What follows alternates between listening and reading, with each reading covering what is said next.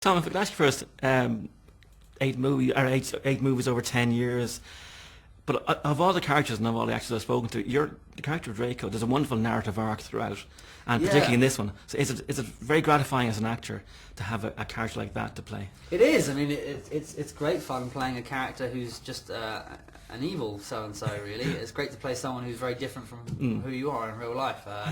So yeah, I had great enjoyment just playing him as a simple one-dimensional bully. Of course, it only got better when Draco's story really gets the plot thickens for Draco, and we have a little backdrop to find out why he almost is how he is.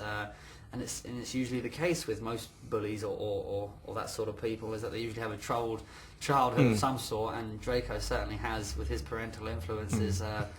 Along with Auntie Bella and all the rest of them. Yeah, they're not the greatest bunch to have around you growing up, I don't think. So yeah, I'm hoping that the last film especially, there's a bit of empathy for Draco, and there is almost a bit of redemption for him as well. He tries almost to swing sides, so it's great for him.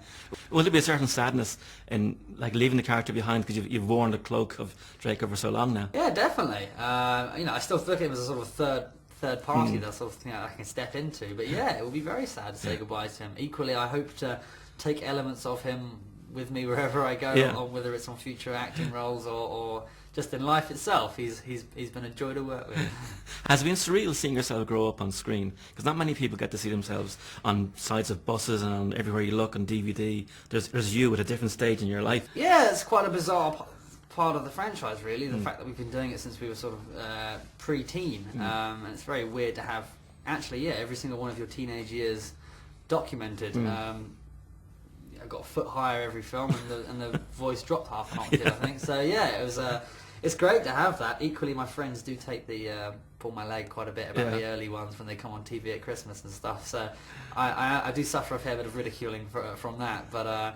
Yeah, I mean, it's great. I'm endlessly intrigued in how they last the test of time, really. In 10, 15 years, how people will look back at these films and look back at the franchise as a whole. So, yeah, I mean, I'm intrigued. You've been in movies since, and you've had a career beyond Hogwarts. But I'm wondering, is acting the way you want to go, or is there music? Is there a music career? No, Will you be juggling a lot of things in there? Yeah, I mean, there's lots of passions in life, definitely. It's important to have those. Equally, the last few years, I've certainly realised how lucky we are to be doing what we're doing, and David Yates especially has embedded a concrete passion for filmmaking, not just the acting side of things, but just filmmaking on a whole. So yeah, I mean, for as long as I can, I'll happily continue doing what I'm doing. Fingers crossed for the next 10 years. In looking back, Tom, are there any key moments, any key scenes that will always stay with you? Any little things that you see, or any little scenes that happened on screen they'll be the ones that you'll remember? Yeah, I mean, there's loads of bits and pieces. It's more about, I guess, personal memory. Like I'll never forget walking into the Great Hall for the first time. They did a thing, not letting any of us see the Great Hall before actually doing it on camera. So the reactions that we gave on the first time we walked in there as 11-year-olds or whatever we were was a genuine reaction of absolute awe and why is there no ceiling on the roof kind of thing. It was sort of genuine reactions, which was great. Those first films especially, I remember having nothing but pure fun. Chris Columbus was a brilliant person to have for the first few films, and there are hundreds of scenes that I look back and have special memories for, but as far as early memories go, that was certainly some of the stuff with Chris that will stand out. How is the fan thing been over the years? And I know you went to Comic Con, so how did the Potter files treat you? Yeah, I mean, great, and it's always an odd experience for me because I don't really know quite how people are going to react. I've never been to San Diego before, and turns out there are a few Potter fans there, which is great, and it also gives me an opportunity to thank them all, which is I've always been one of those people that realises that we wouldn't be here making these films had people not been so fanatical about them, and we always expected every year for it to go slightly less interested, and in fact it's gone up every year, so I'm greatly appreciative of everyone that supported us, and to have the opportunity to go to these places and thank them personally is always great, and they were exceptionally excited about the 4-minute trailer that we had to show them, so I'm thrilled to hear they're still excited.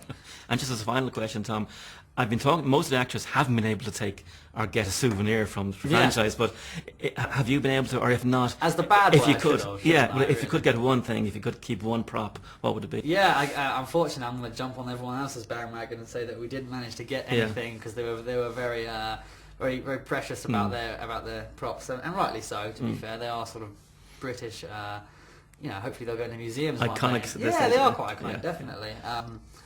It would have been nice to keep the wand. Yeah. Would have been good to have, or maybe a Nimbus. It would have been nice to have a Nimbus 2001 in my room. Or my cloak. There's various bits and Yeah. pieces, to be fair, but equally, like I said, it probably better off in a British museum or a Planet Hollywood rather than my attic. Or eBay. Yeah, Yeah. sure. Okay. Well, best looking future, Tom, whatever. Thanks, you do. buddy. Really appreciate Cheers, that. man.